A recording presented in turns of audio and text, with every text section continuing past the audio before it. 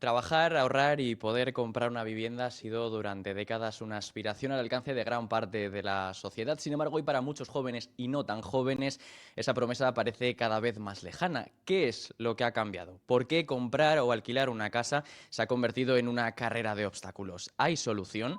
Toca detenernos en lo que es uno de los principales problemas de nuestro país, sino el principal, que de hecho así lo indica el último barómetro del CIS, y para ello nos acompaña Jaime Palomera, doctor en Antropología Económica por la Universidad de Barcelona y autor del libro El secuestro de la vivienda. ¿Qué tal, Jaime? Buenos días. Buenos días, ¿cómo estáis? Bueno, como decía Jaime, según el barómetro de abril del CIS, la vivienda se mantiene como principal problema para el 41,3% de los españoles.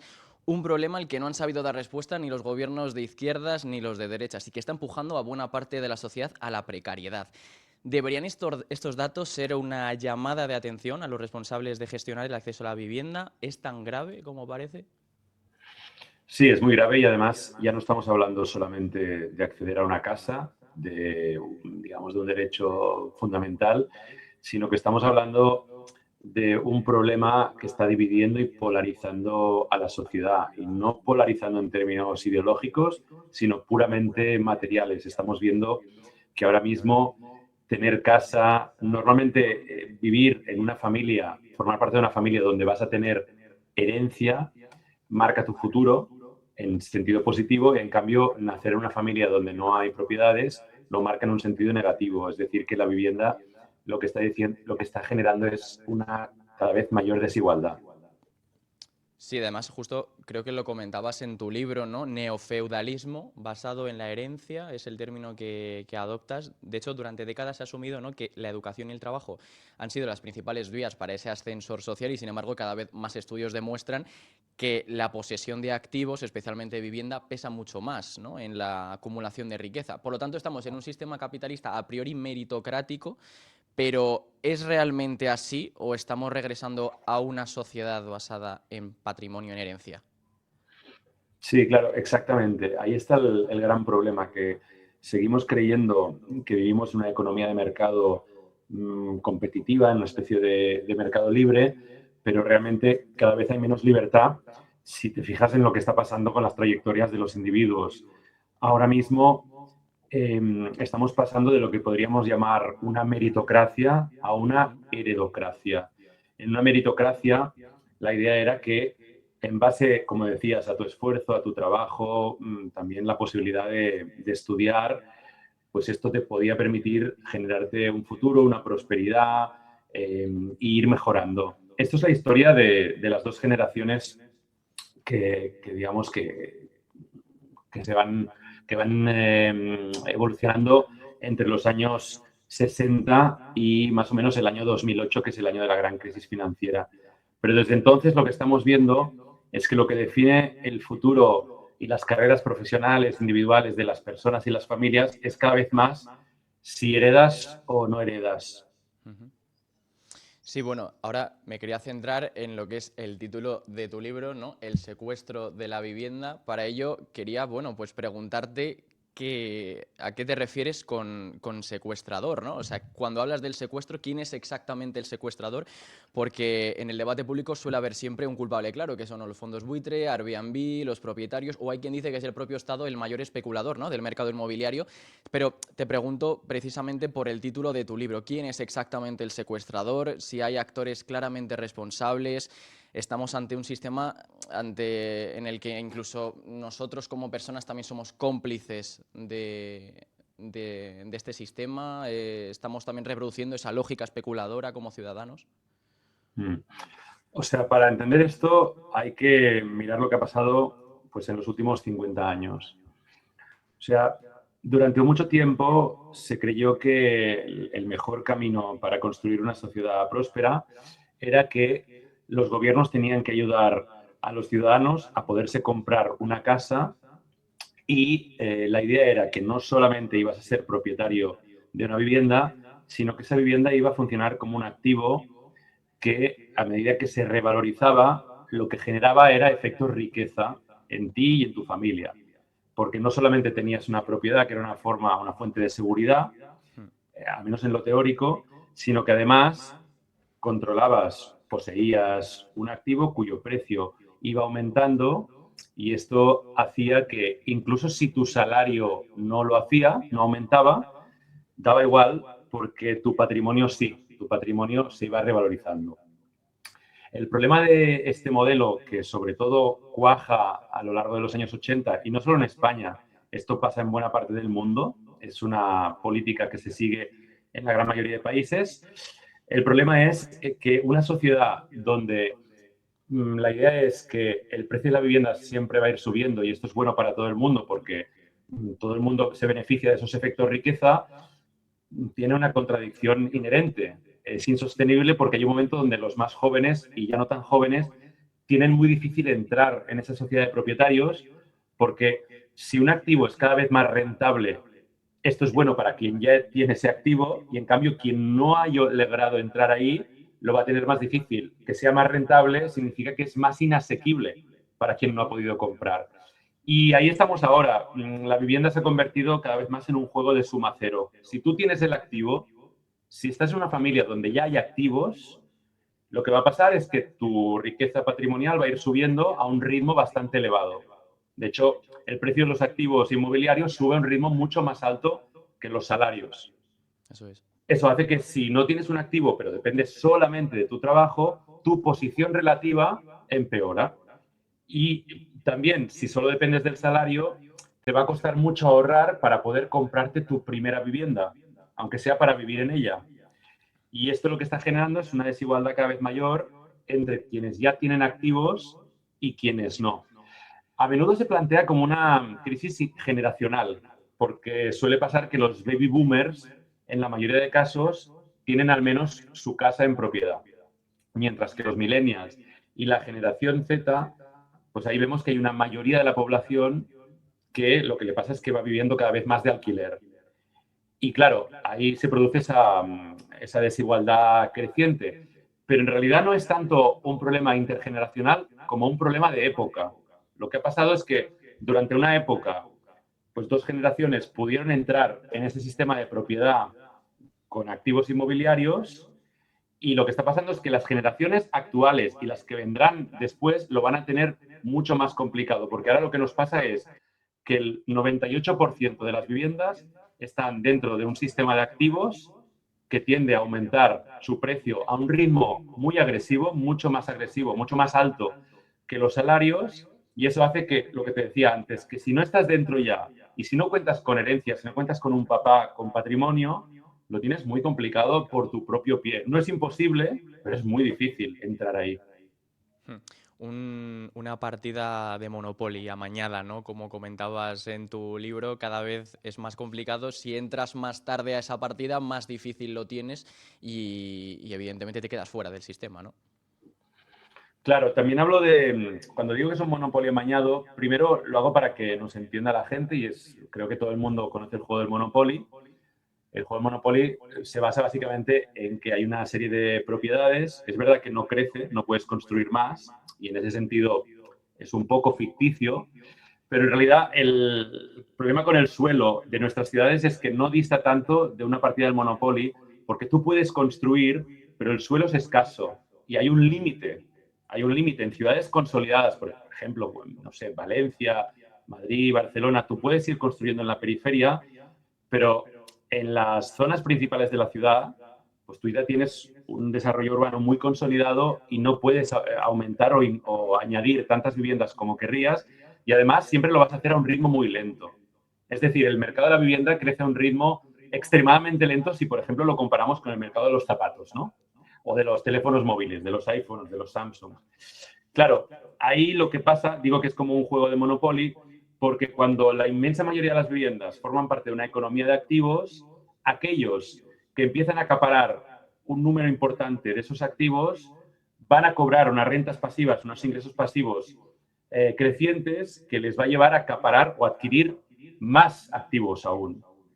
Suelo, viviendas, acciones en empresas de energía, de luz, de agua. El problema es que digo que es un monopolio amañado porque lo que le está pasando a mucha gente es algo parecido a entrar en una partida de Monopoly cuando ya ha empezado hace muchas partidas. Imagina que entras en un juego de Monopoly con tus amigos, que ya llevan 15 turnos, ¿qué te va a pasar?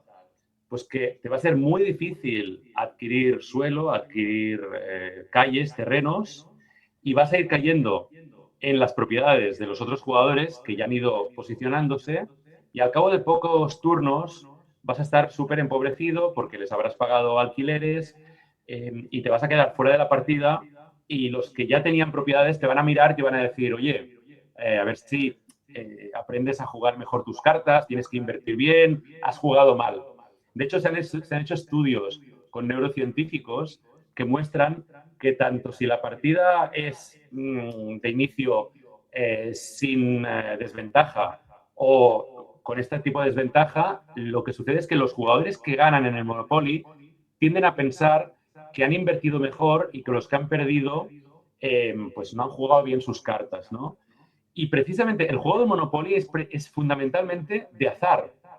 Elizabeth Maggie, la inventora del juego, básicamente lo que quería enseñarnos era que al final quién gana en esa economía de activos depende mucho más de la suerte que de las capacidades individuales. Es decir, si ya empiezas con activos o si tienes la suerte de caer en una propiedad que no tiene a nadie ahí, y entonces a partir de controlar ese activo indispensable puedes empezar a enriquecerte, ¿no?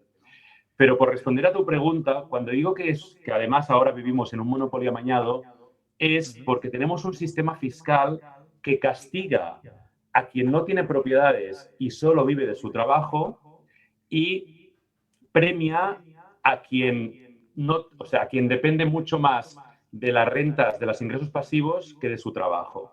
O sea, ahora mismo en nuestro país, una misma persona que tenga un buen trabajo, que se pase todo el día currando y que sea un crack en lo suyo, y al mismo tiempo tenga propiedades por las cuales cobra alquileres sin trabajar, está pagando muchos más impuestos por su trabajo que por esos ingresos pasivos. Y esto lo puedo explicar si quieres en mayor detalle. Si te interesa, lo digo porque ya me he extendido suficiente quizá.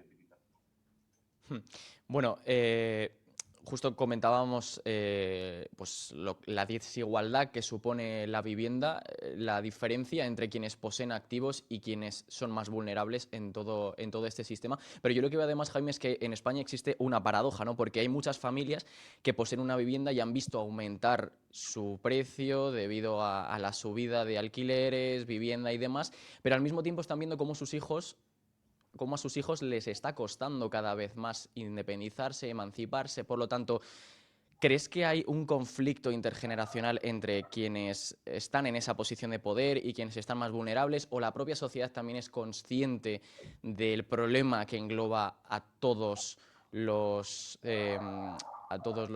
sectores de la sociedad? O sea, es verdad que si ahora miras lo que está pasando, rápidamente la primera lectura, la primera interpretación inevitable de cualquiera que quiera investigar el problema y quiera entenderlo es que una persona joven, millennial o Z, lo tiene mucho más complicado, mucho más, para poder tener casa que sus padres y sus abuelos. Ojo, esto no quiere decir que sus padres y sus abuelos lo tuvieran fácil, lo tenían muy complicado, pero hay un dato que lo explica todo. En 1987, una persona debía destinar un esfuerzo para pagar una vivienda equivalente a 3 años y pico de sueldo íntegro. Esto no significa que tardabas 3 años en pagar la hipoteca, ¿eh? Ojo, significa que si solo destinabas tu sueldo a la vivienda, tardarías un poco más de 3 años en pagarla.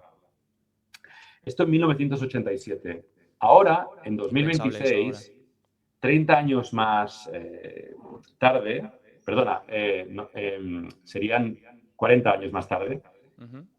en 2026, en España, tardas más de 10 años, en torno a 10 años aproximadamente, de sueldo íntegro, tardarías, si solo destinases tu sueldo, tu salario, en torno a 10 años en pagarte la vivienda. Hemos pasado de 3 a 10 años. Y la cifra es mucho más exagerada si vamos a lugares como Madrid, como las Islas Baleares y otros enclaves, ¿no? Además, Otras todo ciudades. ello teniendo en cuenta que los salarios no han subido al mismo nivel, ¿no? No lo han hecho, no han subido de la misma forma que sí lo ha hecho el precio de la vivienda, evidentemente. Exacto. Este dato que os doy de los años que tardarías en pagarte una vivienda es una medida de esfuerzo. Básicamente lo que nos muestra es que el esfuerzo eh, se ha multiplicado por tres. Por tres. Y esto tiene que ver efectivamente con un estancamiento salarial. Llevamos varias décadas donde España claramente es uno de los países en Europa donde los salarios reales crecen menos. De hecho, como digo, hay un estancamiento.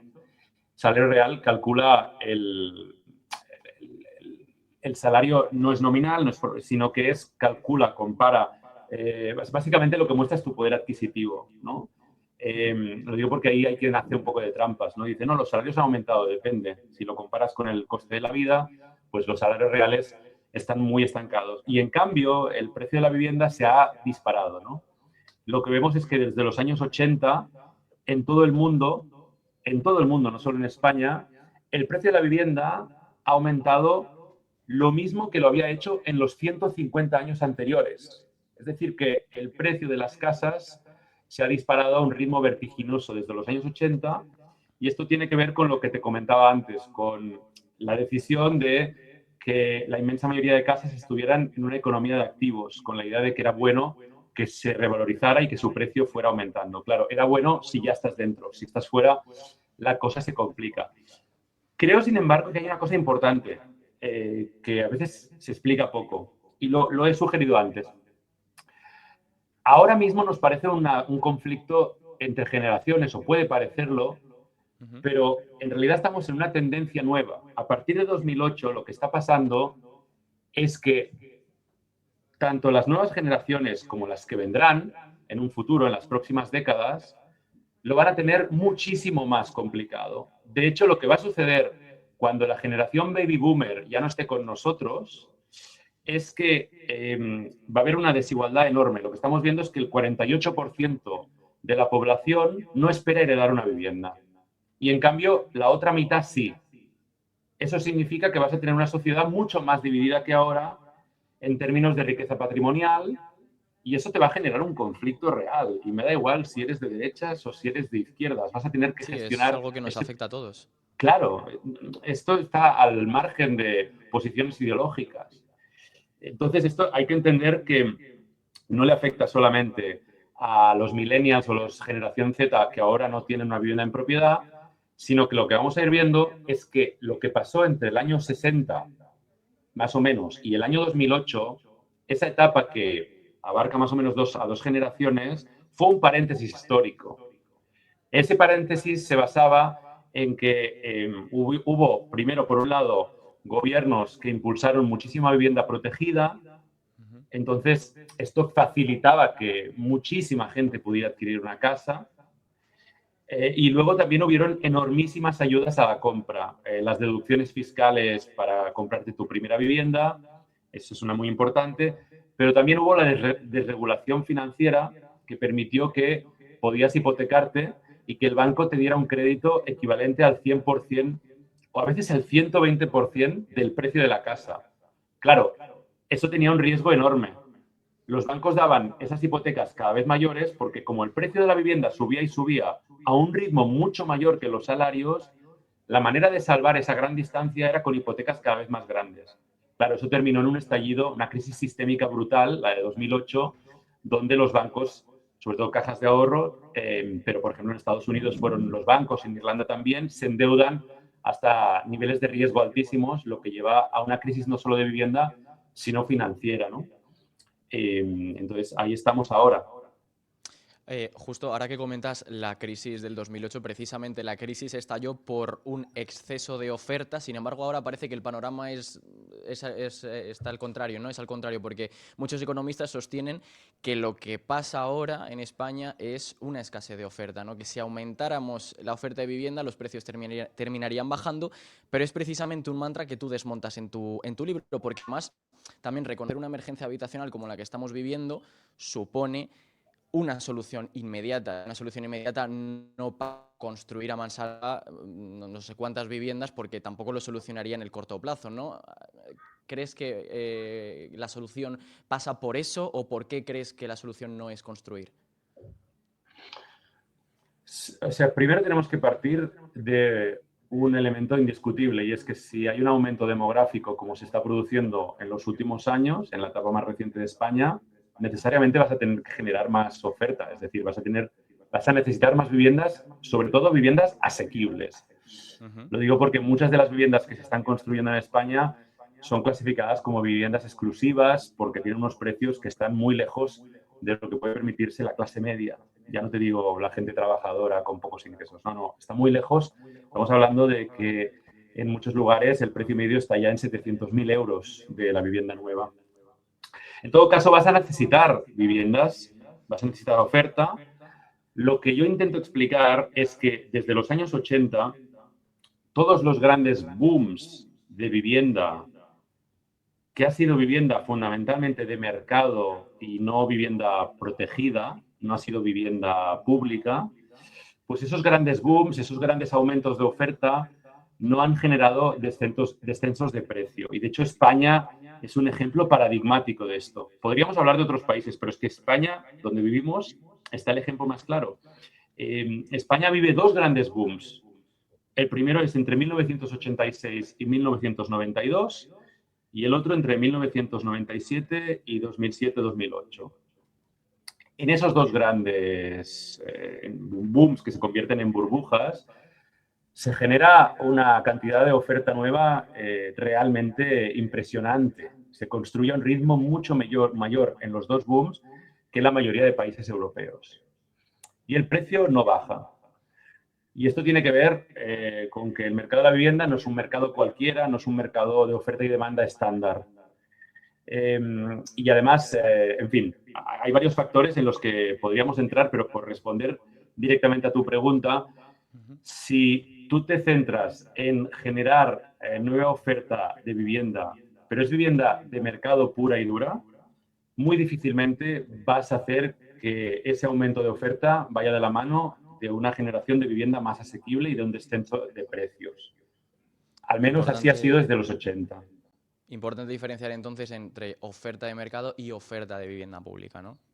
Claro, pero está, por ejemplo, la vivienda pública y está la vivienda protegida. Tú tienes países como Singapur. Singapur es una economía mixta, tiene partes hiperliberalizadas en la economía y luego tiene partes de la economía, como justamente la de la vivienda, donde tienes una administración que vela, dando todas las facilidades, pero vela para garantizar que la gran mayoría de las casas tienen un precio asequible y que es muy complicado especular con ellas. Pues, por ejemplo, la administración te permite comprarte tu primera vivienda con grandes ayudas fiscales, también hay ayudas fiscales a la construcción, se impulsan grandes desarrollos urbanísticos, pero esto es a condición de que si uno se quiere vender esa casa en un futuro, ok, tú te has beneficiado de una ayuda fiscal, lo que no puedes es de repente venderla por un precio mucho mayor, ¿no? No puedes hacer como está sucediendo a menudo en nuestro país desde hace tiempo, y es que se adquiere una vivienda por un precio y al cabo de poco se vende por un precio muchísimo más alto. Porque esto lo que hace es fomentar burbujas, fomentar dinámicas especulativas. Lo que se hace es velar porque una parte muy grande de las viviendas estén en un sistema protegido cuyo precio aumenta al ritmo de la inflación o no demasiado alejado de la inflación. Bien, quería comentar contigo brevemente un par de medidas que sí que me llaman la atención. Quería ver qué opinabas al respecto. La primera de todas, y no puedo irme sin preguntarte, es la famosa propuesta de Gabriel Rufián de una familia, una vivienda. A priori es algo en lo que todos estaríamos de acuerdo, pero en el fondo se muestra, ¿no?, como una crítica directa al rentismo. Por lo tanto, ¿crees que es compatible el derecho a una vivienda con que una minoría pueda acumular decenas de inmuebles, o es precisamente esa incompatibilidad la que hace que no salga adelante esta medida? Bueno, esa pregunta o ese planteamiento de Rufián, de hecho, sale del libro, porque en el libro explico una cosa y es que justamente te hablaba de Singapur, no por casualidad, sino porque yo le doy bastante centralidad a este modelo, también hablo de Viena. Singapur se planteó justamente una política parecida hace ya varias décadas, en el año 60 entre 60 y el 65, ahí deciden garantizar que todo el mundo tenga al menos una casa. Esta es la idea, y justamente de ahí sale la idea de que debe ser una política de Estado que cada familia tenga una casa, y además fíjate que es una casa en propiedad. Es verdad que el suelo es público y es una propiedad que tienes durante 99 años y que tus hijos pueden heredar, pero en última instancia, si no la necesitas, la recuperaría la administración para volver a venderla a quien la necesitase. Pero en todo caso es un sistema donde todo el mundo puede tener una casa y una propiedad. Lo que no puedes hacer es empezar a acaparar sin ningún tipo de límite, y por eso, vuelvo a Singapur, lo que hacen ahí es que te ayudan a comprarte tu primera casa. Yo te ayudo si quieres tener casa para vivir, para tu familia, para que tus hijos puedan tener un futuro, heredar si es necesario. Pero si tú lo que quieres es empezar a comprarte una segunda, una tercera, una cuarta casa, yo te voy a ir aumentando los impuestos. Yo te voy a... Rufián decía la frase de te voy a freír a impuestos, pero realmente es lo que hace Singapur. Si tú aterrizas en Singapur, eres extranjero y te quieres comprar una casa ahí, pues vas a pagar muchos más impuestos. No es tan simple, no es tan fácil. Si a cabo de un tiempo de residir ahí te quieres comprar una casa, te van a ayudar, pero a partir de la segunda, de la tercera vivienda vas a ir pagando cada vez más impuestos, y el Estado lo hace bajo una premisa, y es la de que el suelo en la ciudad donde la gente necesita vivir no es ilimitado. Y es verdad que tú puedes ir localizando solares y puedes ir añadiendo viviendas, pero a largo plazo va a haber un momento en el que va a ser muy complicado añadir nuevas viviendas, y por lo tanto hay que partir de esa concepción de que la vivienda es un bien. El suelo es limitado, no puede crecer de manera indefinida, y no hablo de cualquier suelo, el suelo donde está la actividad económica, donde está el transporte de calidad, donde la gente necesita vivir. Entonces tú puedes añadir vivienda, y justamente Singapur crece en altura, porque estamos hablando de una isla. Entonces la escasez del suelo es más extrema y más patente ahí, ¿no? Entonces sí que crece en altura, pero lo hace desde la premisa de que estamos hablando de un bien que está súper determinado por su ubicación. Es decir, quien posee suelo y vivienda en el centro, en una zona céntrica de Singapur, por mucho que se construya en las nuevas zonas periféricas, esa persona está en una posición privilegiada, posee un activo cuyo precio siempre va a tender a aumentar, porque está en una zona demandada, con mucha actividad. Entonces, la administración lo que dice es, aquí debo garantizar que todo el mundo pueda tener al menos una casa, y que especular con este activo tan proclive a las burbujas de precios, a los aumentos de precios, sea muy complicado, ¿no? Esto no impide que puedas tener más de una vivienda, simplemente es que vas a pagar más impuestos por esa actividad. Nosotros en España estamos en una posición inversa, es decir, en España el acumular activo vivienda, activo inmobiliario y aumentar ingresos pasivos te beneficia. Te beneficia, paga menos impuestos que lo que tú puedas ganar por trabajar, ¿no? Entonces, claro, si no cambiamos un poco las reglas de juego, lo que va a seguir sucediendo es lo que está pasando ahora. Y es que tenemos un grupo relativamente minoritario, que es entre el 1 y el 5% más rico, que ahora mismo está concentrando una parte cada vez mayor del pastel, que tiene cada vez más propiedades inmobiliarias. Sus ingresos pasivos crecen, y aquí soy muy conservador, a un ritmo del 5% anual. Entonces, claro, fíjate, una persona que tenga un patrimonio de 20 millones de euros, estamos hablando de que su ingreso pasivo es de 1 millón. Al final del año tiene 1 millón de euros más esta persona. Y estoy siendo conservador, con un 5% de crecimiento de ese ingreso pasivo anual, ¿no? Al final del año tienes 1 millón más. ¿Qué haces con ese millón? No te queda otra que reinvertirlo. Para quien no esté muy versado en estos temas, lo que la gente no hace es tener ese dinero en el banco. Si cualquier persona ya con 50.000 euros no tiene el dinero en una cuenta normal, sino que lo invierte en algún lugar, o tiene una cuenta de ahorro, ni que sea, letras del tesoro, imagínate si tú tienes, además de tus 20 millones, cada año tienes 1 millón de euros más. ¿Qué haces con ese millón de euros? Como que nuestras economías, y hablo de las economías europeas, no son como las asiáticas, que están creciendo a unos ritmos muy elevados. lo que está pasando entonces es que una parte muy grande de ese dinero lo voy a reinvertir en activos. Una parte va a ir a acciones, otra parte a criptos y otra parte va a ir a comprar bienes indispensables como suelo, como vivienda. Entonces es un círculo vicioso, porque cuando yo compro aún más viviendas, más suelo, lo que pasa es que mi patrimonio crece y mi ingreso pasivo a final de año va a ser mayor que ese 1.000.000 de euros. Y fíjate que estoy hablando ahora mismo del 5% más rico. No te estoy hablando de los que tienen 100 millones o de los 1.000 millonarios.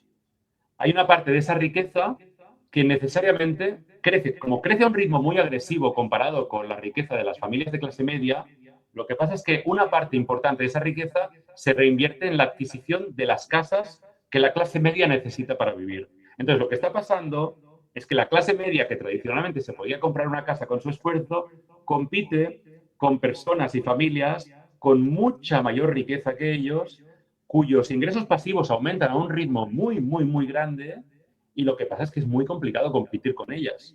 Y esto es lo que nos está partiendo cada vez más. Y si te fijas, esto tenemos datos de Hacienda. Quienes más se benefician de las ayudas fiscales o de los beneficios fiscales a los ingresos pasivos que vienen de las rentas inmobiliarias son quienes tienen ingresos de más de 600.000 euros al año. Y, no, este es el umbral máximo de Hacienda. No podemos ver qué pasa con los que tienen ingresos de 1.000.000 o más. Pero lo que vemos es que quien más se beneficia de esas ayudas fiscales son quienes más ingresan, quienes más dinero tienen, y esto significa que una parte muy grande de la riqueza que se genera en ese monopolio inmobiliario no se está distribuyendo entre la clase media, como a veces nos hacen creer, sino que se está concentrando cada vez más en la parte alta de la sociedad. Entonces, o abordamos eso, y me da igual si usted es de izquierda o usted es de derecha, o abordamos eso, o cada vez va a ser más difícil para la clase media, para la gente que no tiene ya muchas propiedades, ya no solo entrar en el monopoly, sino quedarse en el monopoly. Porque lo que estamos viendo es que los baby boomers, que tal vez tienen una propiedad, incluso dos, les va a costar cada vez más retener esa propiedad en la familia. Porque muy, muy a menudo lo que estamos viendo es que cuando la gente envejece, como vivimos, ya cada vez es más habitual vivir hasta los 90 años, esto significa que durante una parte importante de tu vida vas a necesitar cuidados, o bien ir a una residencia, o bien contratar a alguien para que te cuide. Esto muy a menudo, cada vez más, se va a hacer vendiendo la propiedad a través de hipotecas inversas. Significa que aquella propiedad que ya tenía la familia se pierde, no se hereda. ¿Eso qué significa? Pues que aquellos que ahora piensan que están a salvo porque tienen un activo que se va revalorizando, van a ir perdiendo poder. Y esto ya está pasando ahora. O sea, si digo esto es porque la tendencia apunta en esa dirección. Fíjate, la llamada sociedad de propietarios, las personas que tenían o tienen una sola propiedad, ese grupo social se va reduciendo, se ha reducido un 2 y pico por ciento. Entonces, se va reduciendo el grupo de personas que tienen una vivienda en propiedad en su familia, aumenta las que no tienen ninguna y también aumenta las que tienen varias o muchas. De hecho, en los últimos años, los dos grupos que han aumentado son, los que más aumentan son los que tienen más de 6 propiedades y los que no tienen ninguna. Entonces, poco a poco vamos caminando hacia una sociedad que se parece más a los inicios del siglo XX que a la sociedad de los años 70, 80, donde se generó una clase media propietaria, donde la prosperidad estaba más repartida o más compartida que ahora. Además, justo eso, la estabilidad democrática, que es de la que hablas, ¿no? Además, tradicionalmente, históricamente, siempre se ha asociado a que ha habido una clase media que ha tenido siempre, pues, esa aspiración a seguir progresando, con lo cual, cuando estas expectativas desaparecen, surgen tensiones políticas importantes. Por lo tanto, ¿hasta qué punto esta crisis de vivienda es también una crisis democrática? Porque luego también estamos dando por alto de que evidentemente está desembocando en muchas consecuencias sociales, por lo que hay que de verdad adentrarnos en lo que es el problema, ¿no? Porque evidentemente esto supone que la emancipación cada vez se retrase más, que la tasa de fertilidad sea menor, evidentemente el relevo generacional, por tanto, no se da con la misma afluencia que se daba antes, problemas en las pensiones. Por lo tanto, ¿existe una crisis democrática como tal? ¿Es un problema social más allá del del habitacional, que es la vivienda? Sí, o sea, pensemos que el sueño de tener una casa, esto era la base no solamente de la idea de la clase media, sino que también era la base material y moral de la democracia liberal, y lo sigue siendo. Es decir, yo voy a trabajar duro, voy a hacer un esfuerzo de ahorro, incluso de austeridad, voy a, digamos, disfrutar menos de los placeres terrenales ahora para poder tener un futuro mejor para mí y para mis hijos. Esta es una idea que, por cierto, está ya Max Weber en la ética protestante del capitalismo. Él plantea bueno, que el capitalismo va de la mano, en su desarrollo y de la economía de mercado va de la mano de todas estas ideas, ¿no? Del ahorro y el esfuerzo para mejorar y progresar. Y también hay la idea de, bueno, yo lo ahorro, lo invierto en una casa, voy pagando mi hipoteca, mañana tengo un patrimonio. Bueno, todo esto forma parte de lo que podríamos llamar el desarrollo de las democracias, de las economías liberales en nuestro entorno. Claro, cuando tú tienes que una parte cada vez mayor de la población, por mucho que deje de ir de vacaciones, por mucho que no gaste, por mucho que viva una vida austera, ve que no logra ahorrar lo suficiente para tener una casa, para progresar y mejorar, esto va generando una desconfianza cada vez mayor, pues en eso, en la democracia. A mí no me parece nada extraño que las encuestas nos muestren que los más jóvenes digan que no tienen claro que una democracia les beneficie más que un sistema totalitario. Esto tiene mucho que ver con las expectativas materiales. Mucha gente que está ahora mismo ya no con 30 años, ya con 40, que está compartiendo piso en una gran ciudad, porque es donde está el trabajo, donde están las oportunidades, compartiendo piso con otros desconocidos, pues esto genera una situación de frustración vital increíble. Y luego está lo que decías.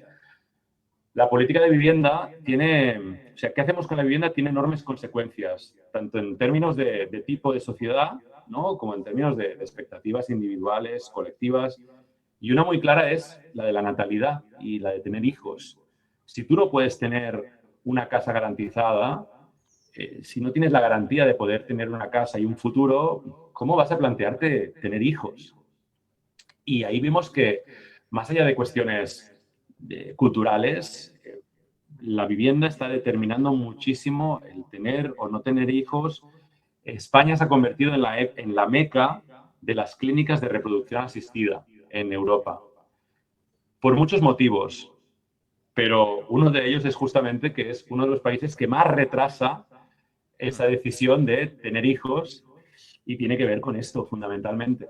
Pero claro, esto no solo te va minando las bases de la democracia, es decir, cuánto cree la gente en la necesidad de tener una democracia liberal, sino que también va generando un poco ese caldo de cultivo en el que estamos ahora, que es una sensación de falta de esperanza respecto al futuro y una negatividad muy grande, ¿no? Esa sensación de que todo va a ir a peor. Yo lo que intento explicar en el libro y siempre que puedo es que no estamos ante un fenómeno meteorológico, que ya han demostrado muchos países y sociedades en el pasado que cuando tienes una situación como la actual, donde una parte cada vez mayor de la población se va empobreciendo, se va quedando fuera de la posibilidad de tener una casa, una propiedad, un futuro, tú puedes revertir esto, sobre todo en un país como el nuestro, donde en términos de patrimonio mobiliario, de riqueza, no ha dejado de crecer. O sea, después de la crisis de 2008 hubo una fase muy dura, pero la riqueza en nuestro país ha seguido aumentando. Pues no somos un país pobre, somos un país próspero en muchos sentidos. Entonces, la cuestión es, ¿cómo permites que quien ahora mismo no tiene esperanza sobre su futuro, quien no tiene expectativas, pueda, mediante su trabajo y su esfuerzo, como hicieron sus padres y sus abuelos, construirse un futuro próspero? Entonces, la primera de las soluciones es garantizar que la vivienda no sea una máquina de empobrecerte al mismo tiempo que lo que hace es generar enormes ganancias para un grupo social cada vez más pequeño, ¿no? El Y tema está esto, en redistribuir esa riqueza. bueno, es que fíjate que ahora mismo la redistribución ya se está produciendo, pero hacia arriba. Estamos ante una gran redistribución de la riqueza, pero es una riqueza que sobre todo se está concentrando en los deciles más altos. Que, por cierto, Jorge, quien nos esté escuchando puede pensar, oye, pero si en realidad en mi pueblo o en mi región yo lo que veo es que quien tiene propiedades en plural es la clase media, no son los ricos. Yo le digo, claro, una cosa es lo que ves en tu entorno, que es normal, que lo que ves en tu entorno es gente como tú, gente que quizá tiene una propiedad, dos, tres, vale, puede pasar, pero lo que no estás viendo, porque no conoces ese mundo, es la cantidad enorme, enorme de activos que se están concentrando en un grupo social muy, muy pequeñito. Entonces, yo no digo que no pueda ese grupo ser rico o enriquecerse. Yo lo que digo es que no lo puedan hacer con la facilidad con la que lo están haciendo ahora, con aquello que todos necesitamos. Si, insisto en lo que te decía antes, si nosotros, nuestros hijos, las generaciones venideras, las clases medias, tienen que competir con individuos de enormes patrimonios por las mismas viviendas, lo tenemos muy complicado. Me preguntabas antes por los alojamientos turísticos, el boom de los alojamientos turísticos. Es verdad que tras la crisis de 2008 hubo una parte de la clase media en algunos pueblos y ciudades que vieron en Airbnb una manera de hacer frente a la crisis, ¿no? Oye, tengo un pisito, lo pongo en alquiler turístico y así tengo un ingreso que antes no tenía. Pero lo que estamos viendo, pues, por ejemplo, donde tenemos datos, en Barcelona, en Canarias, donde tenemos datos finos, estamos viendo que quien se beneficia más de Airbnb son individuos que controlan no decenas, sino centenares de viviendas, de unidades en Airbnb. Entonces, por ejemplo, en Barcelona, ciudad, donde el Airbnb se disparó desde el año 2013, como en muchos otros lugares, hemos visto que la mitad de las viviendas de Airbnb están en poco más de 300 manos. ¿Por qué te hablo ahora de Airbnb? Porque tiene que ver con esa desigualdad que comentaba antes. Aquellos individuos que están acumulando activos e ingresos pasivos a un ritmo trepidante, no les queda otra que reinvertir todo ese cash, y una parte importante de ese cash va a adquirir casas que luego se destinan al alquiler turístico, porque alguien que tenga un family office, lo que le va a decir su asesor, su gestor, es, oye, si tú adquieres viviendas en esta ciudad, en Málaga, por ejemplo, y las pones en alquiler turístico, te va a dar una rentabilidad buenísima, mucho mayor que la mayoría de acciones que estás mirando, ¿no? Entonces, mientras esto se puede hacer con total facilidad, y además fíjate que Airbnb también está bonificado fiscalmente, paga menos IVA un alojamiento turístico que cualquier actividad comercial, pues lo que va a seguir pasando es que se va a seguir disparando este tipo de actividad que genera ingresos pasivos muy grandes, pero a costa de encarecer la vivienda y aumentar la desigualdad. Vale, bueno, Jaime, muy interesante. Ya para terminar brevemente, si me lo podrías resumir, que nos quedamos sin tiempo. Creo que hay mucha ignorancia en torno a esta pregunta y es ¿por qué el gobierno, además un gobierno progresista, no adopta medidas reales? ¿Cuánta de responsabilidad es realmente del gobierno central y cuánta del autonómico, ¿no? Porque creo que hay muchas veces también mucha duda en torno a esto y qué intereses se tocan, ¿no? ¿Se pueden ser optimistas? ¿Hay una solución? A ver, España es un poco galimatías en cuanto a política de vivienda, porque tienes como tres niveles de gobierno. Tienes el gobierno central, Estado, luego las comunidades autónomas y luego los municipios. Y todos ellos inciden en el destino de nuestras casas y de nuestras ciudades, pueblos y barrios. Entonces, el gobierno central incide básicamente en presupuesto, mercado del alquiler, política en relación a los desahucios, es decir, cómo cuando se expulsa a alguien de una vivienda, tal, etcétera. Todo esto depende de regulaciones estatales, del Parlamento también. Perdona, Y Jaime, que luego... nos quedamos sin tiempo. Ah, Bueno, muchísimas gracias. Jaime vale, Palomera, experto en vivienda, autor del libro El secuestro de la vivienda. Muchísimas gracias por estar aquí en Capital Radio, por compartir tu visión sobre un tema que tanto nos afecta. vale, lo comentamos en otra ocasión, la cuestión de la política estatal y Genial. autonómica. Muchísimas Un gracias, abrazo. Jaime. Hasta luego.